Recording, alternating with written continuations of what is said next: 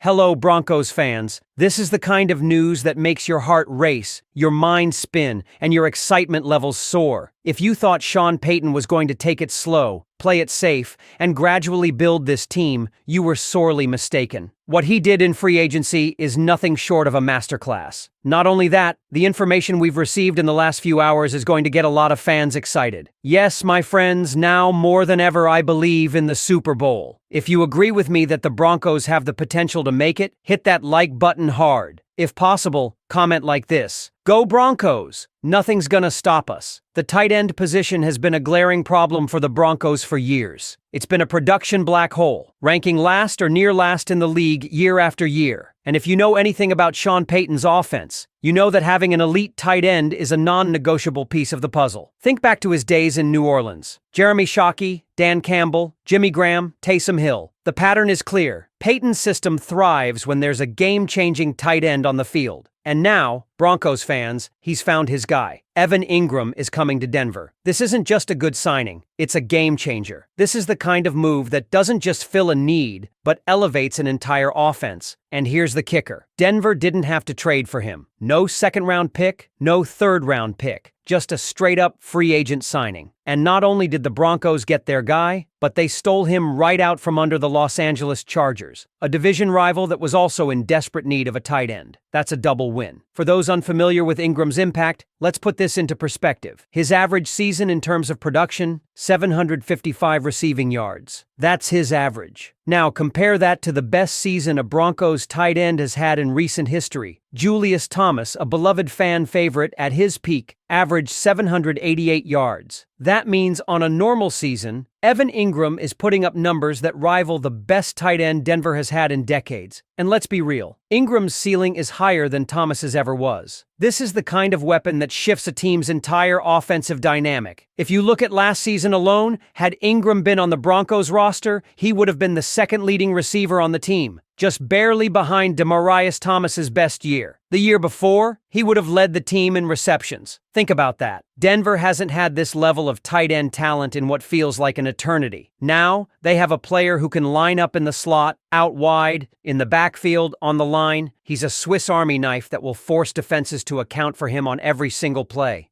Of course, some skeptics might point to his recent labrum injury, but here's the reality: Denver's medical team did their due diligence. They wined and dined him the night before free agency opened. They had him in the building immediately. This wasn't a rushed decision. This was a strategic, calculated move, and the fact that the Broncos pulled the trigger on it tells us everything we need to know. They believe Ingram is healthy and ready to dominate. And let's not forget, under Sean Payton, Denver's training staff has done an excellent job keeping players healthy. If there were real concerns, this deal wouldn't have happened. Now, the fun part: what number will he wear? Right now, he's rocking Devin V's number. But could we see a change? Would V be willing to switch, like we saw happen with Devontae Adams and Puka Nacua? Or will Ingram return to his college number? It's a small detail, but for those of us obsessed with every little aspect of this team, it's something to watch. And here's where things get even more insane. This wasn't the only big-time move Denver made. Payton and company weren't just satisfied with getting one impact player. They also landed Dre Greenlaw, one of the best linebackers in football. Oh, and let's not forget about securing an all-pro safety. This defense is about to be a nightmare for opposing offenses. Think about it. If Troy Franklin and Bo Nix take even the smallest steps forward in their development, if Cortland Sutton continues to play like a WR1,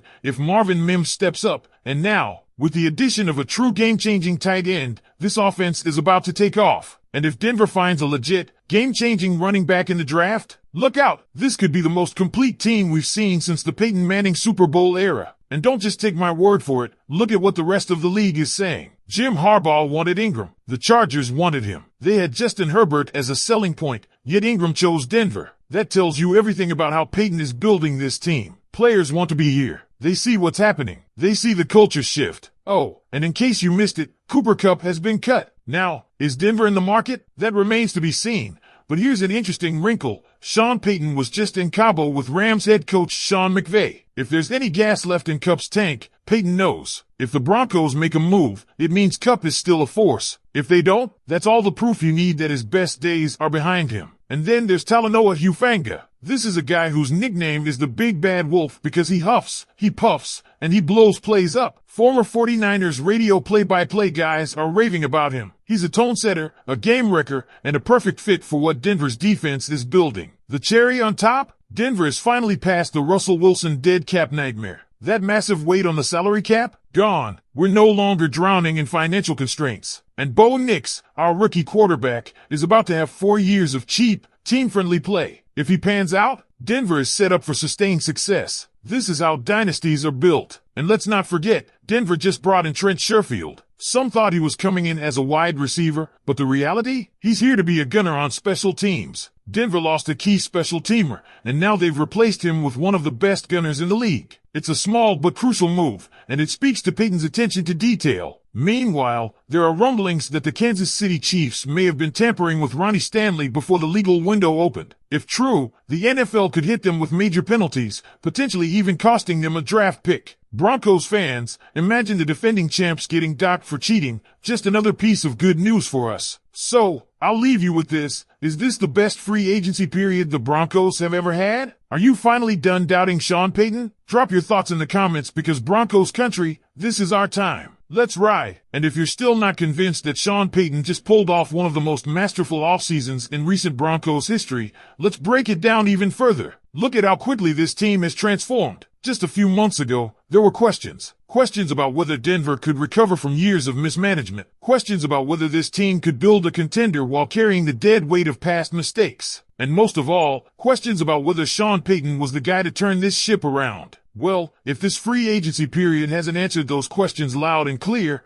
I don't know what will. Let's talk defense. Because while all the buzz has been around Evan Ingram and the offense taking a huge leap, what's happening on the other side of the ball might be even scarier for opposing teams. Dre Greenlaw and Talanoa Hufanga weren't just good players on the 49ers defense, they were elite. Greenlaw has been the backbone of one of the best linebacking units in the NFL, and now he brings that same energy, leadership, and versatility to Denver. The Broncos defense, which already had serious talent, just leveled up in a massive way. And Hufanga? This dude isn't just a playmaker, he's a tone setter. You don't get nicknames like the Big Bad Wolf unless you're the kind of player who dominates at every level. He's aggressive, he's instinctual, and he brings that old school, hard-hitting mentality that Denver fans have been craving for years. Think about the identity of this defense now. A secondary featuring Hufanga, Patrick Surtain II, and Justin Simmons. A linebacking core that just got a massive boost with Greenlaw. A front seven that's about to be even more disruptive. Broncos fans, this is a defense that will be top tier. And when you pair that with an offense that is now loaded with weapons, that's a dangerous combination. Let's go back to the offense for a second, because we need to talk about Bo Nix. Yes, I know, he hasn't played a single NFL snap yet, but the way this team is being built around him, it's setting him up for immediate success. He doesn't have to walk into a disaster like some rookie quarterbacks do. He's got protection. He's got weapons. And now, with Ingram in the mix, he's got a security blanket who can make plays at all levels of the field.